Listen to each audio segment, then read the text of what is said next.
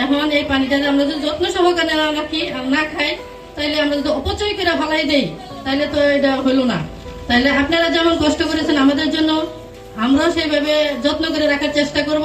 আর সবচেয়ে বড় কথা হচ্ছে আপনারা আমরা পানিতে দিয়ে আমাদের অনেক উপকার করেছেন, অনেক ভালো করেছেন। আপনাদের সবাইকে ধন্যবাদ। এই আমার ছেলে বিশেষ করে ঢাকা ভার্সিটিতে পড়ে, উনি 15 দিন হাসপাতালে ছিল। এই পানি খাওয়ার পরে কিন্তু দেখা যাচ্ছে এখান থেকে রিলিজ করতে পারে গাড়ি হাসপাতাল নেওয়ার পরে বলছে যে এটা পানি জনিত সমস্যা, এটা পানির কারণে এই সমস্যাটা হচ্ছে। 15 দিন ছিল একটা না, আমি তো হাতে রেখেছি আমাদের যেন এই পানির সংস্করণের কাজটা একটু আপনারা আলোচনা করে দিতে পারছে না। তো এটা থেকে উত্তরণের জন্য আমরা এখন reverse osmosis water treatment plant, এটা মানে উচ্চারণ করতে একটু শক্ত মনে হয়, আমরা সংক্ষেপে এটাকে আরো প্ল্যান্ট বলি। এটা অলরেডি স্থাপন করা হয়েছে। এখন এটা আপনাদের প্রপার্টি। তো এটা যেটা করতে হবে, আমরা তো আছি, কিন্তু যেহেতু এটা আপনাদের কমিউনিটিতে আছে, এখন এটার রক্ষণাবেক্ষণটা খুব গুরুত্বের সাথে আপনাদের দেখতে হবে। আপনাদেরকে ধন্যবাদ জানাচ্ছি, কৃতজ্ঞতা জানাচ্ছি যে এই কাজটি আপনাদের সহযোগিতা ছাড়া সম্ভব ছিল না।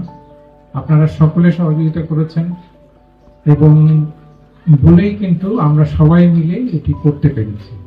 এখন এটি রক্ষণাবেক্ষণ, এটি ঠিক মতো ব্যবহার করাটা হচ্ছে এখন আগামী দিনের কাজ। আমরা সেটা সবাই মিলে করব এবং আমরা নিরাপদ পানি, সুস্থ জীবন, আমরা নিরাপদ পানি এবং সুস্থ জীবন যাতে সকলের নিশ্চিত করতে পারি, সেটাই আমাদের থাকবে। এবং এই পানি গ্রহণে কাউকে আমরা বাধা দেব না।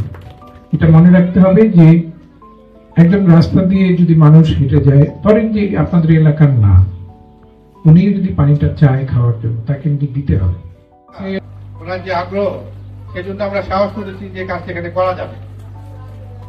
তো আমি যেটা বলবো যে একটা হলো যেটা পরিবেশ নিয়ে আমরা কাজ করি, তো নয়নজলি যে দূষণটা, এটা ব্যাপারে আমরা কিন্তু কড়া অবস্থানেই আছি।